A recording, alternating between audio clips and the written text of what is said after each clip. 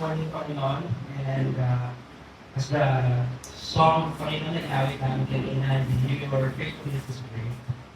And sa Diyos, nahulakon kami, Panginoon, sa oras na pakikinig na iyong mga salita.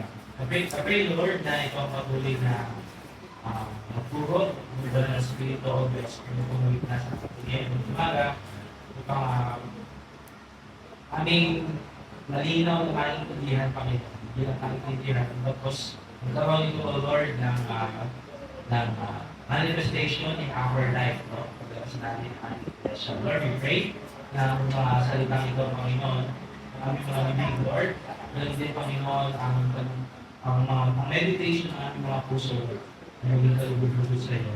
Aming namuo at aming manilubos o aming palalangin sa pangalan ng Jesus. Amen. Amen. Okay, so good morning po. Kung kayo po may Biblia, buksan niyo po ito sa 1 Samuel 15.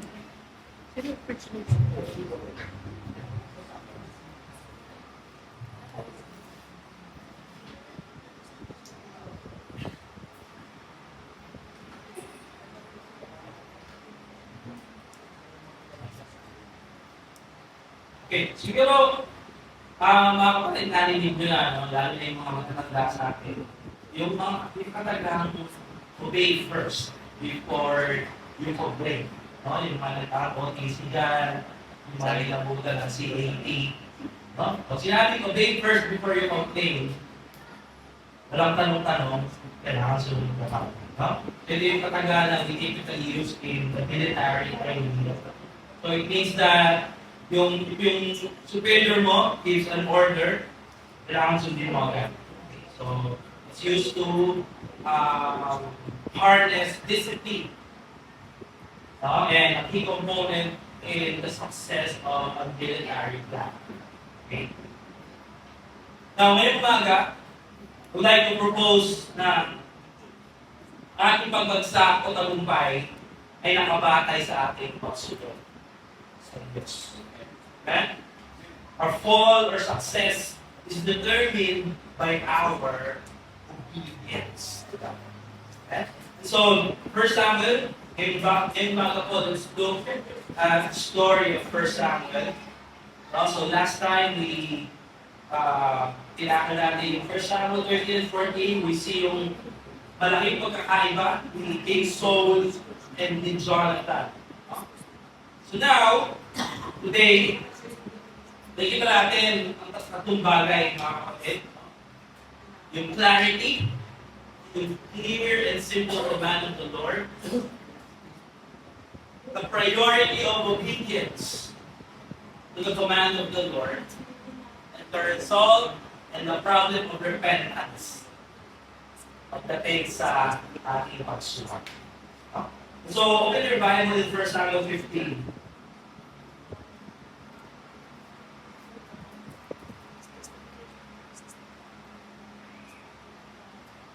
So in verse 1, sabi dito, then Samuel said to Saul, the Lord sent me to anoint you as king over his people, over Israel. Now, therefore, listen to the words of the Lord. Thus says the Lord of hosts, I will punish Amalek for what he did to Israel, and how he set himself against him on the way while he was coming up from Egypt. Okay? Verse 3, now go and strike Amalek and utterly destroy all that he has. And do not spare him, but put to death both man and woman, child and infant, ox and sheep, camel and donkey. Okay?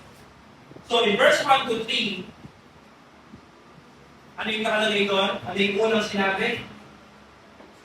The Lord shows you, now therefore listen. Amen?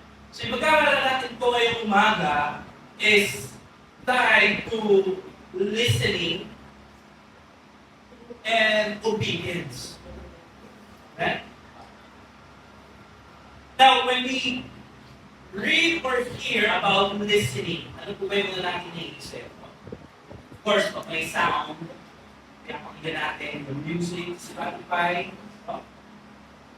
Now, in the Bible, or in Hebrew word, you listen or hear, and even in our passage today, 1 Samuel 15, this word will come up 8 times in this chapter.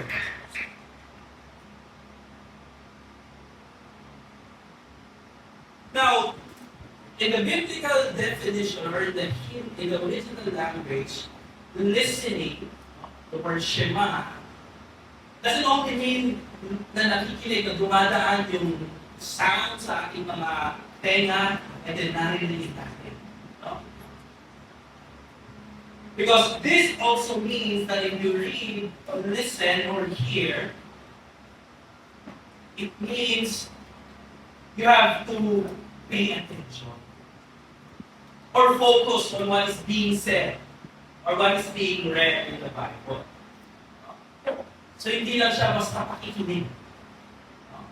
The Bible uses the word Shema to mean you have to pay attention. And another usage of this word is to respond. So ibig sabihin, when the word listen or we read here in the Bible, meron to kaakibat na action or pagtugon or response. Okay? Hindi lang sapat na narinig mo. Of course, kung gagawin mo or kung may pagtugon ka, kailangan naiintindihan mo yung narinig mo. Okay? Because sabi doon, na gawin ang narinig mo, no? So in the Bible, if you encounter the word listen or hear, and the word obey, actually they are same. Sa atin, meron tayong different word spelling for listening and obeying. But in the Bible, listening and obeying, actually one word siya. And so, when we read it, the author is telling us to pay attention, focus on what is being said, and sundin mo ito. Naalala ko yung isang kwento, tago natin siya sa pangalang Kuya Marcel. Naikwento lang naman ito. Hindi ko alam kung totoo. No? Sabi ng Ate May, bumili ka ng rapper. Ika rapper, si Kuya Mac, bilang masunurin. Siyempre, napakinggan niya at pumunta siya sa palengke. Ang problema, pagbalik ng Kuya Mac, ang binili ni Kuya Mac, gift rapper.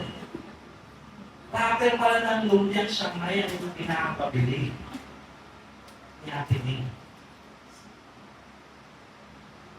Sana hindi ko alam kung totoo yung story, pero naikwento lang naman. Pwede na narinig natin, pwede ginawa natin, pero if we do not focus or pay attention, we may miss the word of the message. Diba? And mga kapatid, when we read God's word, the Bible is inviting us to pay attention to His Word. Amen? And so when you read your Bible, you observe it, and you ask the Holy Spirit, God, what are you trying to say? What are you trying to command? What do I need to do with what I read? So there's a component of listening and obedience, and yun yung magiging emphasis ng buong chapter 15. And so, in verse 4, Saul summoned the people, and then Saul came to the city of Amalek, and they set an ambush in the valley. And then Saul said to the Kenites, descendants or anak ng father-in-law ni Moses, depart, go down from among the Amalekites, so that I do not destroy you. For you showed kindness to all the sons of Israel, when they came up from Egypt. No? Now, what is the command? Ano yung utos ng Diyos? Verse 3, now go and strike Amalek and utterly destroy. In other translation, devote to destruction. And now, this type of passage in the Bible actually are, in our culture and time, it's also used against the Bible. Because, sabi niya, the God of your Bible promotes genocide. Kasi anong sabi doon? You have to kill all people, including child and baby. Okay? So if we read this story, we are more bothered dun sa command ng Lord kaysa dun sa disobedience ni Saul. Amen? So we have to go back, ano yung, bakit pinapapatay? Bakit pinapaubos ng Diyos ang mga Amalekites? No? And now, you can read at home, stories in Exodus 17, paglabas nila ng Egypt while they were traveling, no? Sinulubog sila in refugee. And it is so devastating, no? That in Deuteronomy, sabi ni Moses doon in Deuteronomy 25, that those lacking, no? Talagang naalala ni Moses gano'ng karumi yung tactic or yung pag-tactic ng mga Amalekite. Sabi niya, that in Deuteronomy 17, sabi niya, yung mga nahuhuli, yung mga mahihina sa likod, walang awa nilang pinagpapatay. And so, if we read into the Bible, no, our own idea, we may say that God is promoting genocide. Ginawa ni Hitler, ganyan, sa Mount John. But you see, this is divine justice. Because the Lord will not forget what they did to the people of God. Ano ba? In verse 18 and in verse 33, makikita natin doon ang tinawag ng Lord yung current generation ng Amalekites to be sinners. No?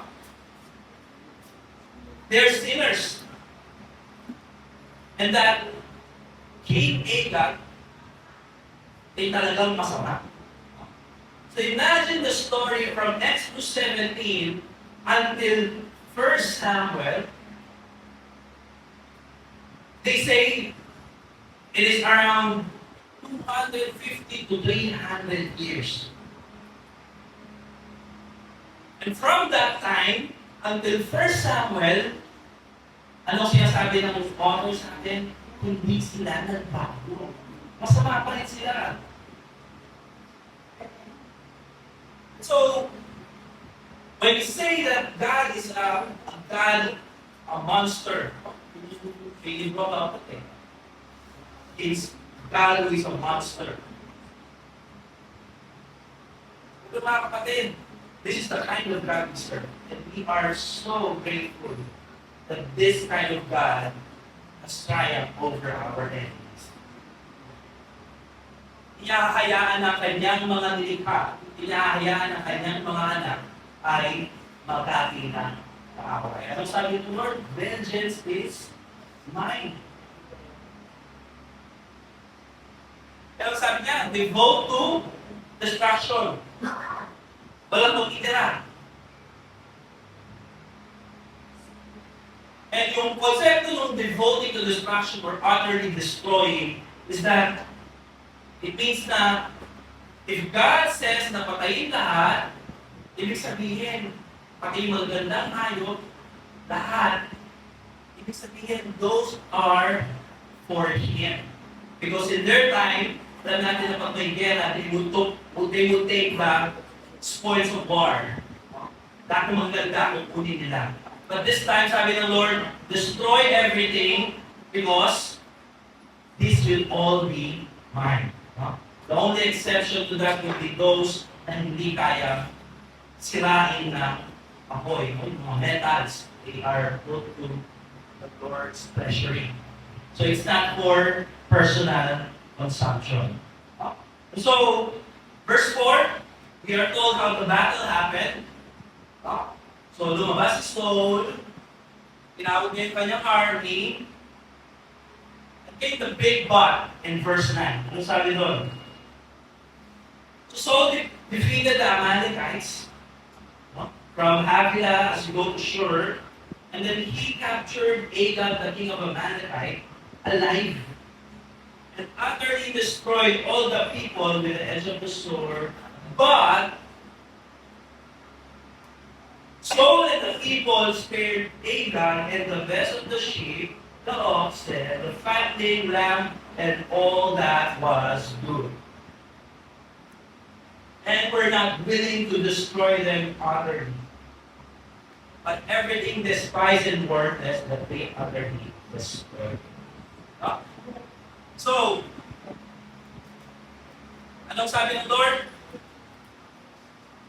Do not spare them. Ibig sabihin, lahat dapat patayin.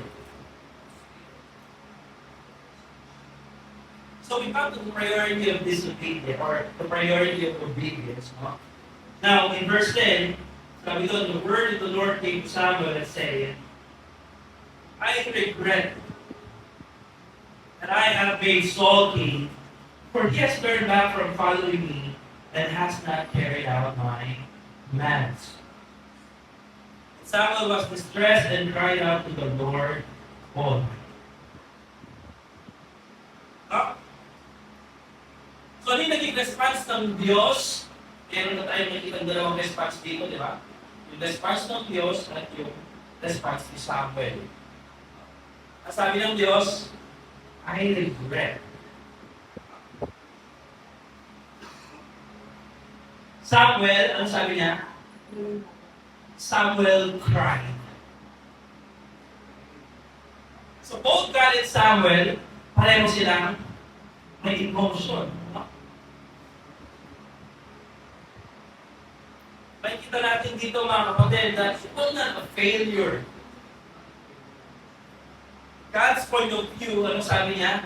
I regret because He has turned back from following me. He has turned back from following me. Now imagine somebody, you and your friend, walking on the same path. And your friend stopped following you. Either si Sister Cheryl ay tumigil, or si Sister Cheryl ay naglaan sa ibang direksyon. Imagine the distance. So Saul has gone farther away from God.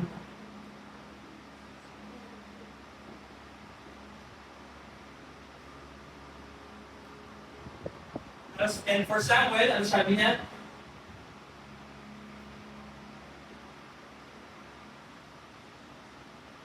He cried out to the Lord Almighty.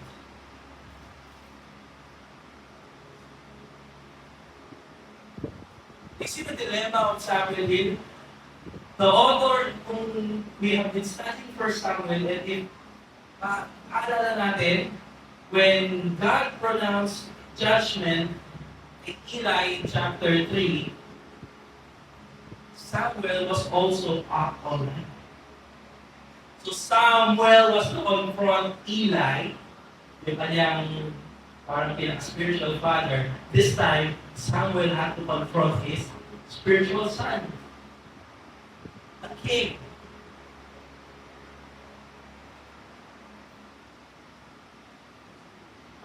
And I think ngayon we can learn something from God and from Samuel, right? Mga kapatid, we do not take pleasure on a brother's sinning. We pray for them. Our spirit grieve for them.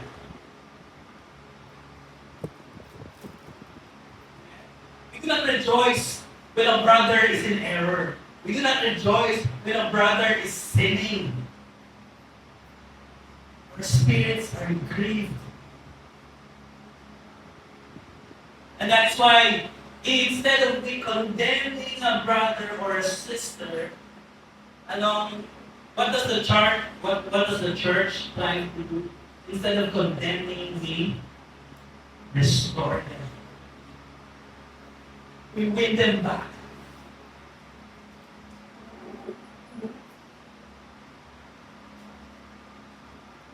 So, while God and Samuel are both sad, no? Malungkot sa nangyari at ginawa ni Saul. Kita naman natin na Saul is very happy and masigla. Samuel rose early in the morning to meet Saul. Nakita niya si Samuel and saying, sabi niya, Saul came to Carmel, and behold, he set up a monument for himself. And then went down to Gilgal. Verse 13, Samuel came to Saul, and Saul said to him, Blessed are you of the Lord. I have carried out the command of the Lord. So while God and Samuel, pareho silang nalungkot, that they cried, dahil sa pagsuway ni Saul, si Saul naman, masigla. That he even set up a monument for himself. No? Again, the author brings us back to Samuel 7. That when Samuel won, when God won against the Philistines, anong ginawa ni Samuel? Did he set up a monument for himself? Samuel set up an altar for God in Ramah. Kita niyo totally, kita niyo ba yung kakaiba?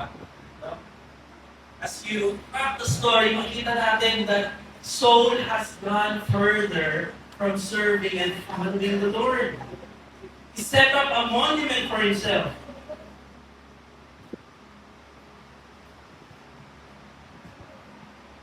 And so the place of renewal of the king's allegiance, no? Nakita natin yan in chapter 11. Gilgal becomes the place where Saul's dynasty, o kanyang kingdom, collapsed in chapter 15. Now in chapter 15, Gilgal will be the place where Saul will be completely rejected. And we see here, ano sabi niya? Blessed are you. So, ginanong ka ni Samuel, sabi niya, ano itong mga naririnig kong ungol ng mga tuwa at tinig ng mga the lowing of the oxen? Ano itong naririnig ko? Ano sagot ni King Saul? Ano yan? Kinuha namin galing sa labanan. For the people spared the best of the sheep. Amen? Anong sabi in chapter, in verse 3? Do not spare. Kayo magtira. Ang ginawa nila, but the people spared. Hindi si Saul na spared. Ano sabi ni Saul? But the people spared. No?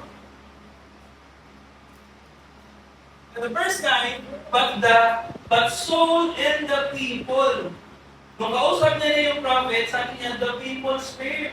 Pero ano yung kwento ng writer? But Saul and the people. Ano kaya ginagawa ni Saul dito? No?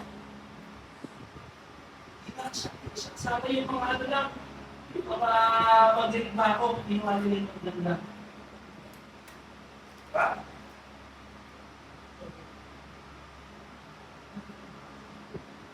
Samuel said to Saul, wait, and let me tell you what the Lord said to me last night. Is it not true that you were little in your own eyes?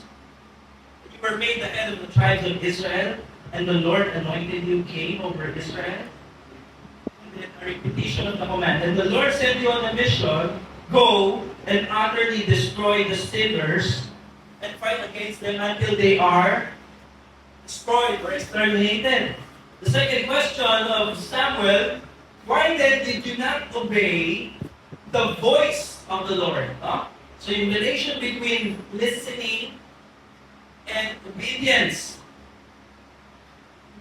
But rush upon the spoil and did what was evil in the sight of the Lord. Ano sagot ni Saul? No! I did obey the voice of the Lord. I went on the mission and have brought back Agag and have utterly destroyed the Amalekites, but the people, sabi niya, took some of the spoil. Amen? But the people lagi, no? But the people,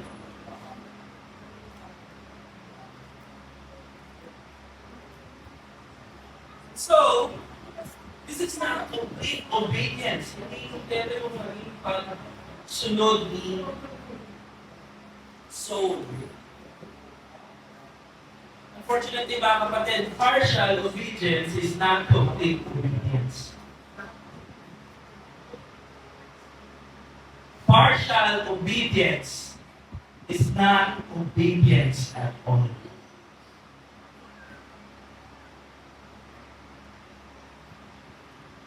And when we are confronted with our disobedience, we always tend to direct the blame away from ourselves.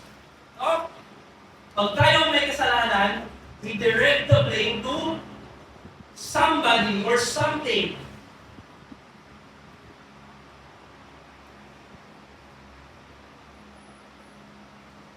Bakit ka gumawa ng bintong buya? Sabi ng mga tao, ang tagal mong bumaba.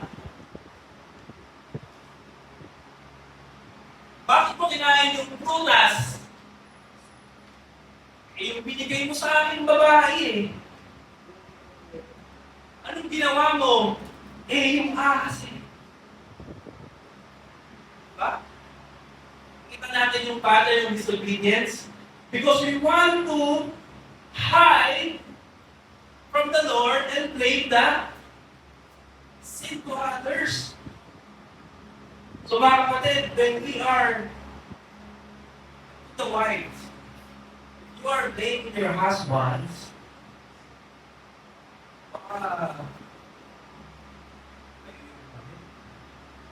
But since the wives are always right,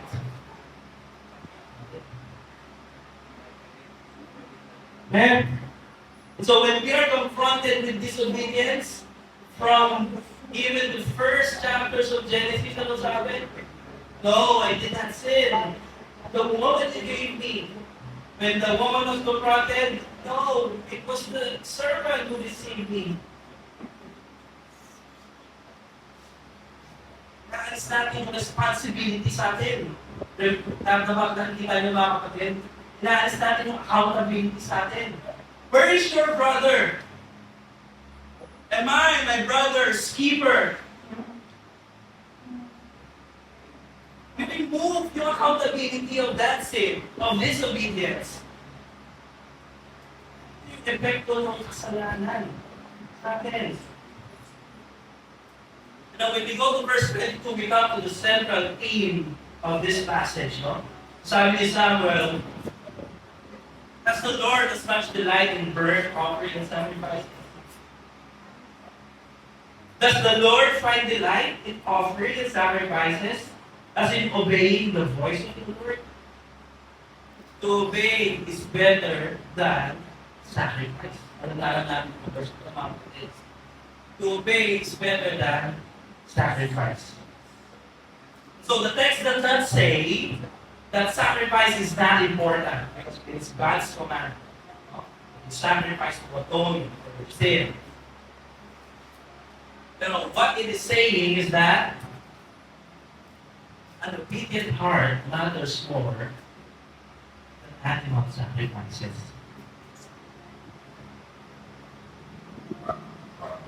Our internal submission is better than our external devotion.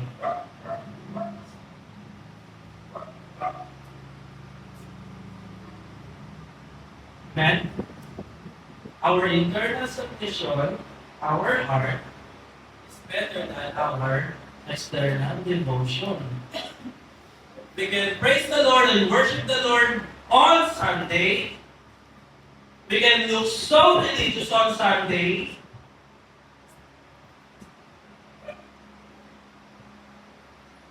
But what kind of life do we have from Monday to Saturday?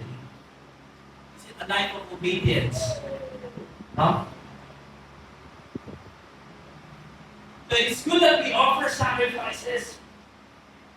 It is good that we offer sacrifice of praise to God on Sunday. But it is better to live an obedient life from Monday to Saturday.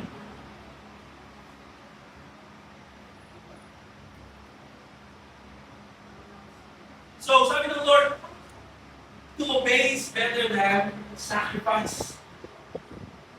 Then sabi niya, bakit daw? Bakit obedience yung mahalaga? Or is better? Between sacrifice and obedience, bakit daw obedience ang mahalaga? Because for rebellion is as the sin of divination. And in subordination, in other translation, presumption or arrogance is as iniquity and idolatry. So ultimately, what is God saying here? When we disobey, we rebel against the authority of God. Kapapansin nyo, kinompare siya both in divination and in idolatry, which are both in relation to false gods.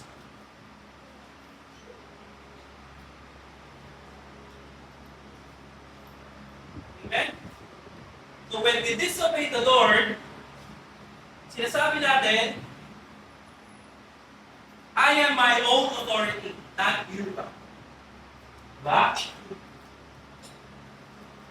When we disobey the Lord, we say, I know better than you, Lord.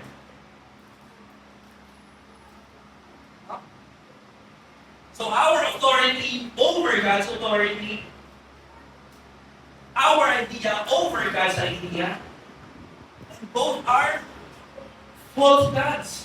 You can make a god of your own self. Wala.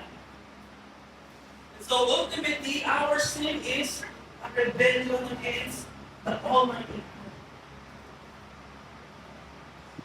When we disobey, we reject the word of the Lord. No? Sabi niya diyan, because you have rejected the word of the Lord. And then sabi ng Lord, He has also rejected you from being King. Dahil nireject mo. Because rejecting the word of Yahweh is rejecting Yahweh Himself, right? And to reject His authority is to reject Yahweh's kingship over him. Since Saul has rejected Yahweh as king over him, Yahweh has rejected Saul as king over his people. Remember the allegiance in Reuel and Gilgal, chapter 12. So,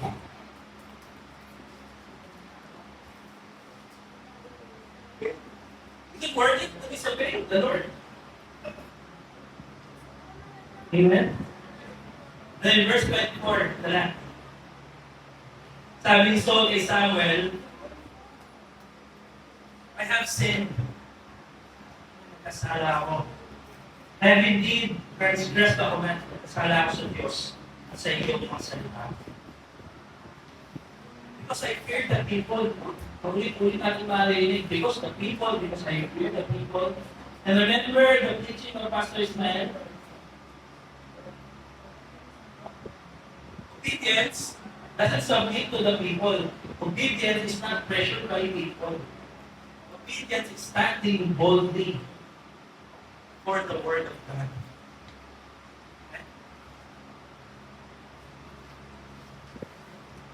Sabi niya, because I fear the people. Now therefore, please pardon my sin and return with me that I may worship the Lord.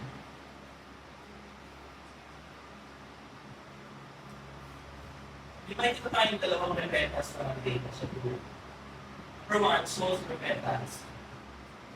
Sabi dito, I sin. Pardon my sin, bumalik ka na kasama sa amin. Kasi they are about to sacrifice to the Lord, no? Sa kanila ang naging victory sa battle. Nagkasala ako, pero maraming po ako, punta na tayo. Is that godly repentance?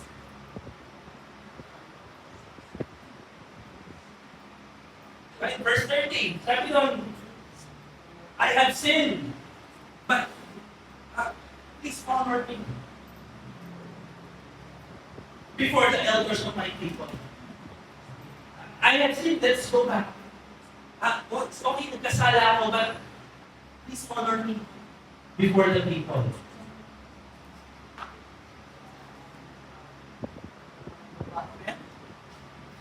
So you can repent what you want, pero is our repentance a godly repentance? Amen? Sabi ni Paul, meron daw dalawang klase ng repentance, right? Earthly repentance and godly repentance. Ano yung worldly repentance? Dahil nahuli ako, sisisi ako. Diba? Sabi ni Paul. So we see here a very shallow and superficial repentance. Pero anong sagot ni Samuel? I will not return with you, for you have rejected the word of the Lord, and the Lord has rejected you from being king. No? You read yung verse 23. And as Samuel turned to go, Saul seized the edge of his robe and endured. Can you imagine the story? As Samuel is leaving, yung laylayan. So, can you imagine the position of Saul? When he reached out dun sa laylayan ng damit ni Samuel, at nakanyang nahilat na ulit. Very sad desperation. Kahit anong gawin niya, to the point na nagpakababa na siya at kumapit na siya kay Samuel. Kumapit si Samuel na hila na yung laylayan at ito ay mapunit. And ano ang sabi ni Samuel? The Lord has torn the kingdom of Israel from you today and has given it to your people. It's better than you. The Lord has torn your kingdom, and napansin niyo ba in the English sabi niya, and has given. Hindi sinabing, the Lord has torn your kingdom and will give. Sinabi doon, the Lord has torn the kingdom and has given. Ibig sabihin, from that moment, na yung kingship ng susunod sa kanya. Hindi mangyayari na sa mga susunod na araw ay win. No? Na magtatayo ako, na pipili ako ng hari. Dito, sinabi niya na the kingdom was already torn from you and ibinigay ko na. Completed na.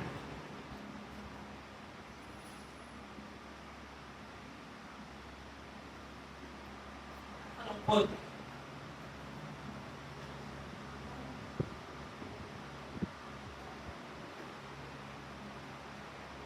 The Lord has torn the kingdom of Israel from you today Let us give it to your neighbor who is better than you. And also, the glory of Israel will not lie or change his mind. For he is not a man that he should change his mind. Now I want to go back to verse 11, verse 35. Because if verse 29 says that God will not lie or change his mind. Now, if you're reading other translation, sabi dyan, the Lord will not lie or regret that he is like a man. Hindi siya tulad ng tao that will regret. Now, in verse 11 and 35, sabi doon, go back to your Bible, sabi, verse 11, I regret. Lord, ano ba talaga? Do you regret or not regret?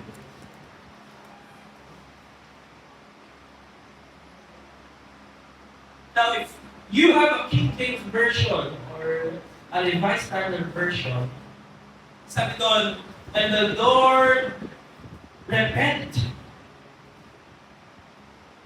Mas consistent yung mga older translations because in 11, 35, 29, he used the same word, repent. Right? And if you Google the meaning of regret, ano sabi doon? It is a feeling of sadness, repentance, or disappointed. And now this morning, let's stay on this for a moment. Because my brothers and sisters, we must be very careful formulating our conclusion when reading the Bible. No? Hindi ibig sabihin na nabasa natin, God repent.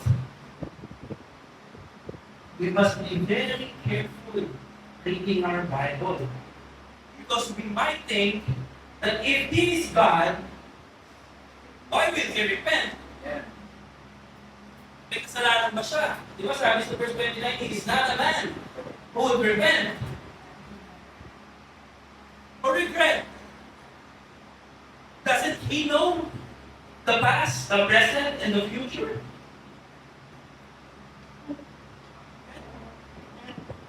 So we must tread carefully in this kind of passage.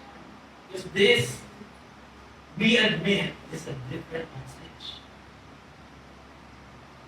And there's a danger na kailangan natin iwasan mga kapatid of reading into the text our own meaning and understanding of regret and repentance. I think we need to go back to the first mention of this word in the Bible for us to fully understand what the author is trying to say here. Because kung mapapansin natin, 11:35, 11 and verse 35, God is repenting. 11:29, God does not repent. That's a contrast, di ba? Iba, kalaban. And so let's go to Genesis 6:6, where it was first mentioned. Para nalaman natin what the usage of this word means. Okay. So if we say that God repent,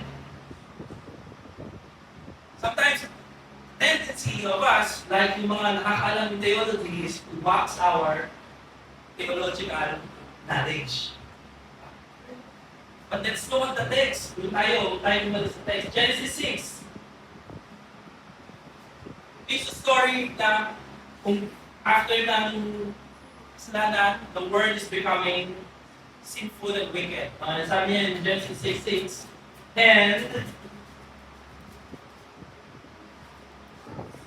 okay, sabi niya, and it repented the Lord that He had made man on the earth, and it grieved Him at His heart. Same word is used in James version. And the Lord repented.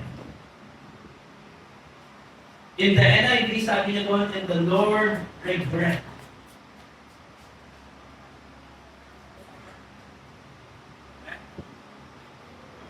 What can we observe from reading Genesis 6:6 and reading 1 Samuel 11. Or verse 11, yes. Ano yung pagkakapareho doon, mga kapatid? This is wickedness. This is about sin. 1 Samuel 15, alam niya man Saul, he disobeyed the Lord, which is a sin. Okay?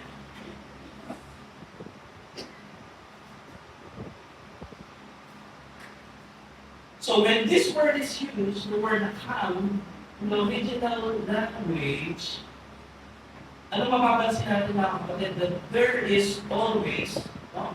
Pag ginamit yung salita na ito, ito ay Hebrew word, and it relates to God, there is always an element of emotion.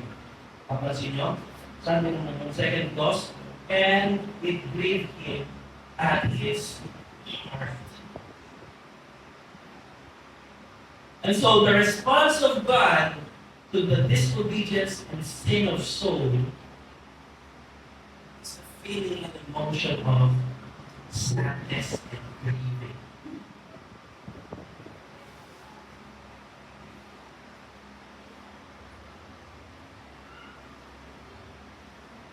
Because we think na God, a transcendent being, o yung kasala ka, is cold, wala siyang nararamdaman. But the writer is trying to give us a feeling of human ascribing to God. That Samuel did not rejoice, hindi siya natuwa. Even God himself, hindi siya natutuwa. Nalulungkot siya, mga kapatid. That is why, pagdating natin sa New Testament, sino yung dinigrieve natin when we are failing in our sanctification? Ano sabi ni Paul? You do not grieve the Spirit. Because when we sin, when we disobey the Lord, hindi sa Diyos na walang pakialam.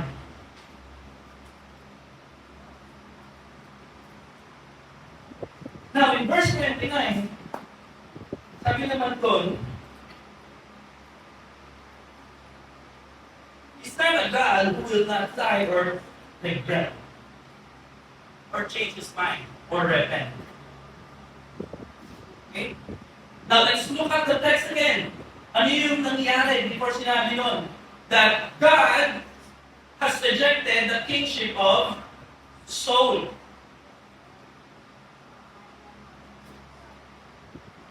So in relation to Saul's disobedience, God feels sad. In relation to the kingship of Saul, the word of the Lord is final. Kaya sinabi doon that He will not change His mind. Because when the Lord says, it is final, it is irrevocable, it is definite, yun siya sabi ng Diyos. He will not change His mind. Every word na sasabihin niya, sabi ng Isaiah 55, will come back to Him, accomplishing His purpose. Okay? So same word, but iba ang gamit. So you must be very careful reading into the text. Okay? So anong klase ng Diyos ang sinasama natin, mga kapatid? Anong klase ng Diyos ang Diyos ng ating Biblia? The God of the Bible is called a God of firmness and a God of feelings. The God of the Bible is the God of justice and the God of love. Di ba kaiba? Pero that is the God we serve. We may not understand it, hindi natin maintindihan.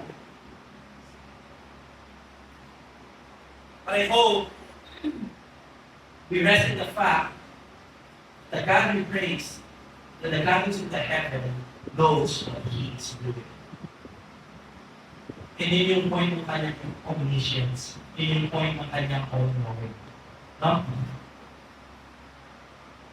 Siguro, one of the best illustration, recently, si Josh, discipline ko siya. Dahil sa kanyang ginawa. And so, it is final. Makakataw siya. Kahit anong sabihin ng nanay niya, kakatawin siya. It is final. Hindi niya ako mababalik. Papaluin ko siya. Ididisiplina ko siya. But beyond the discipline, I cry for my son. Because first of all, we fathers are the one leading our own family. We are the pastors of our own family. So if we are not leading our family, our sons, our children to holiness, we are the example of the Father in heaven. So when we discipline them, we do not only discipline them, we regret. We feel a remorse. We feel sad. We cry to the Lord for disciplining them, for what our children has become. Wala, di tayo mga tao noon po ewan. Magkatataan ng mga it's the kind of father and parent we are. And so, it is final. The Lord has rejected himself. So Samuel went back following Saul, and Saul worshipped the Lord. And verse 32, Samuel completes the partial disobedience. Samuel completes the command of the Lord. Sabi niya, bring me Agag, king of the Amalekites. And Agag came to him cheerfully. And Agag said, surely the bitterness of death is past. But Samuel said, as your sword has made women childless, so shall your mother be childless among women. And Samuel hewed Agag to pieces before the Lord in Gilgal. And verse 35, yung separation. No, Samuel did not see Saul again until the day of wisdom. Yes, yun nakita. That's all matay si Saul. For Samuel grieved over Saul. Same word, verse 11, Samuel grieved for Saul, the spiritual son. And verse 35, and the Lord also regretted that he had made Saul. It's a sad passage. We do not only see a separation that Samuel went to Ramah and Saul uwi siya in Gibeah, but we also see a separation of the king from Yahweh. A separation of King Saul from the guidance and the command and the word of Yahweh. It only means no more commands, no more counsel, no more guidance. His soul has gone farther away. So, story. When we read the story, we hope we have a better king. Right? So, brothers and sisters, we need a better king. Tama po? We need a king who is in his perfect obedience will offer himself as the perfect sacrifice once and for all. That in his name, offering and obedience are both perfect. Right? We need a better king who will humble himself. That will not build a monument for himself. That will not be honored by people. We need a king na magiging masunurin hanggang sa kamatayan. We need a king who will become obedient to the point of death. Even death on the cross. And brothers and sisters, we need a king. And this morning, 2,000 years ago, many years to come, we have that better king. And that king is our Lord Jesus Christ.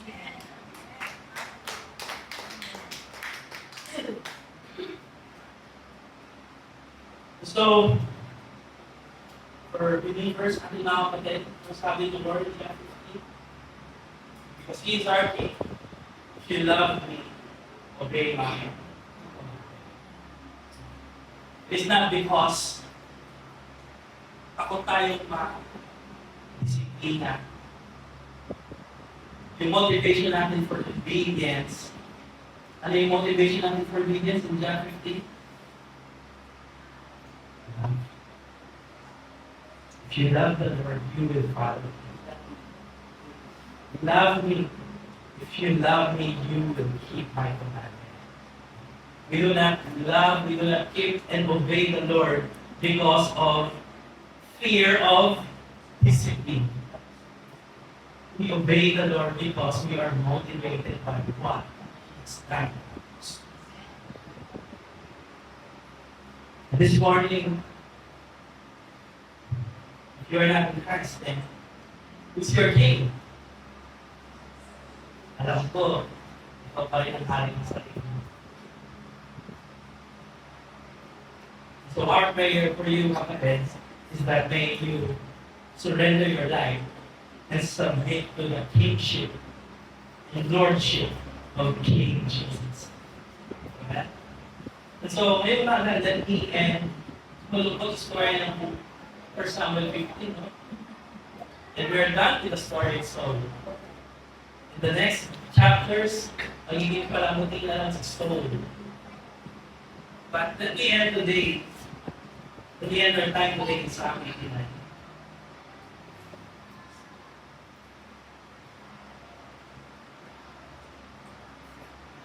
Psalm 89, verse 33 to 35.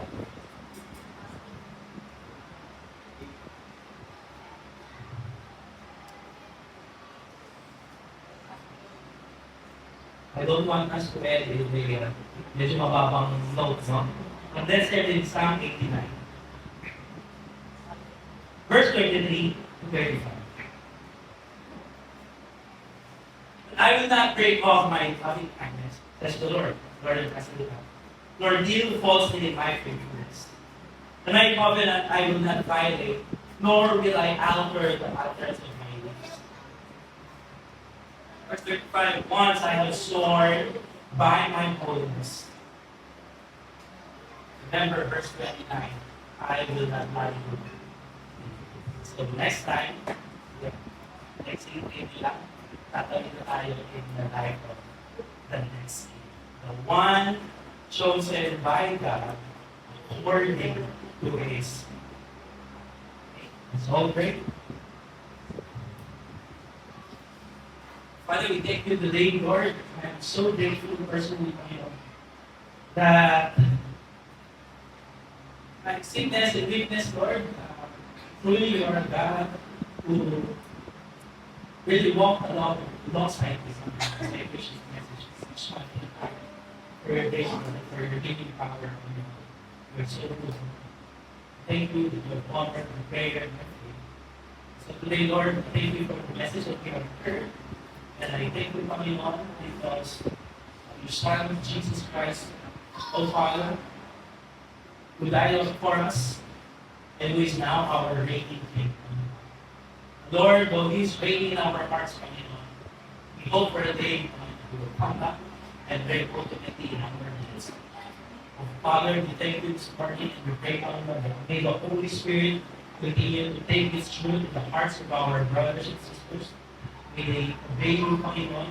May they love you with all their heart, strength, and mind, Panginoon. May they continue, Panginoon, to be filled with the Holy Spirit, Panginoon. Avoid grieving Holy Spirit. We believe in the gospel of our Lord. We always give Lord humble submission to our King Jesus. This we pray. Amen.